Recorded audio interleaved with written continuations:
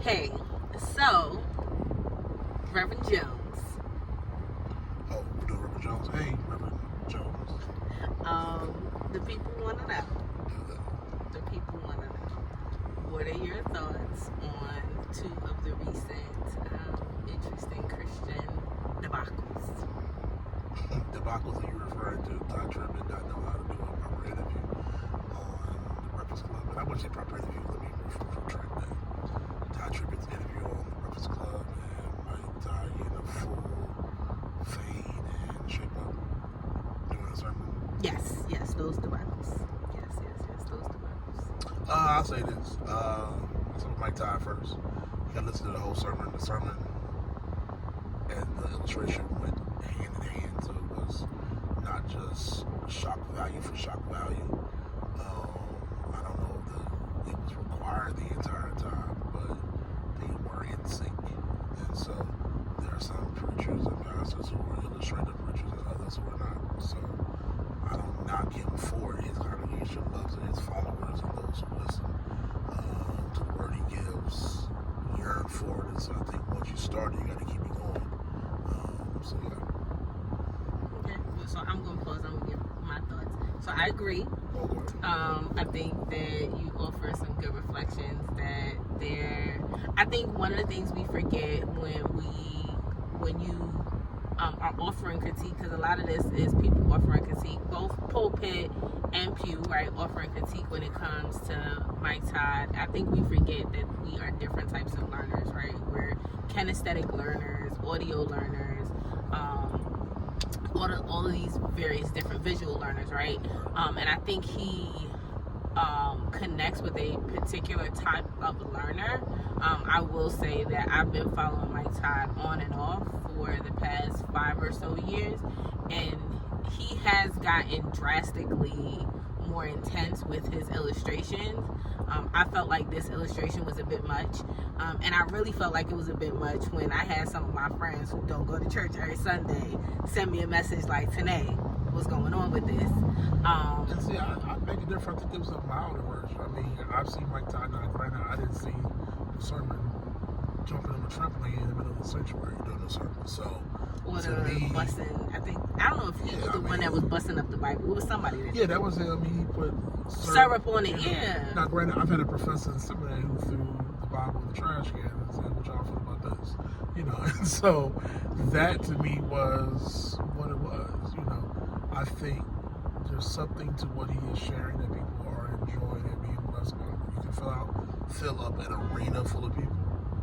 You're doing something right for the gospel. And so people being saved, you got a Christian message. You're not just doing whatever. And so they do ministry, they support other folks. So honestly, Mike Todd to me, and that part I will agree at. I think I will say this for the matured believer, because I do think when you listen to Mike Todd, it's the question of maturity as who you are as a believer, right? Like, I always think that Mike Todd is infamil, and that's not saying that what he's given is not substance, because, well, you follow my illustration. No, I'm with you. I think he is for a younger, like he's attracting a younger person, or again attracting a particular type of learner who needs that illustration. Because at the end, when he cut old boy's hair and like he was saying and speaking to like how would you feel and changing, like I think it was very poignant. But I've heard him preach certain things that I've heard TD Jakes preach the same things contextually, and for me, I was able to easily pull in and sit with and not get caught up with TD Jakes, simply because I'm not trying to say this, but I'm a little bit mature in my faith. So TD Jakes is, a T-bone steak for me, at Ruth Chris. But I know a lot of people who can't take TD Jakes because he's long, right? Yeah. And I mean, Jakes is a general on the face of police. Though I shouldn't even say that because I just feel like I'm being killed for that. But I think it speaks to, again, Mike Todd is appalled talking to the Gentiles. He knows his audience, and I think more preachers and pastors, if we would know our audience and we cater to that and not worry about critics and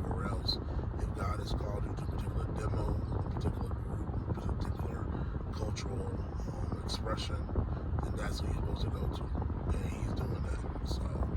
So with that, being called to a particular demo group, what about Tyribbett? Because I feel like he was speaking to a particular demo group, and we've had this conversation privately that I'm in agreement in a lot of spaces and places with Ty, but I know that we kind of differ on this point. Yeah, so I don't differ with some of the content that Ty says. Yes, the church has issues and institutionally. Bless you. My bad.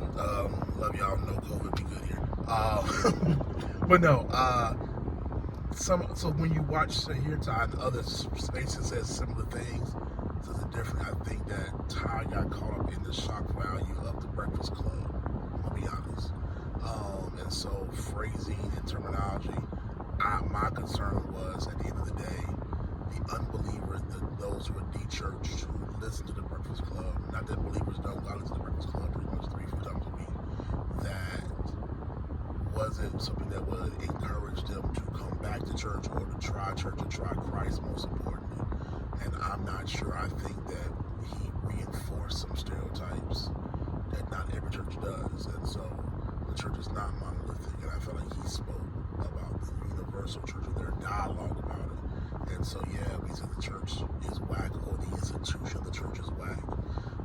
People didn't hear institution. I don't think believers or unbelievers heard institution. I think people heard church is whack the same way Whitney said crack is whack. I think that's what you know what? Okay, so all right, so I heard it as the institution, right?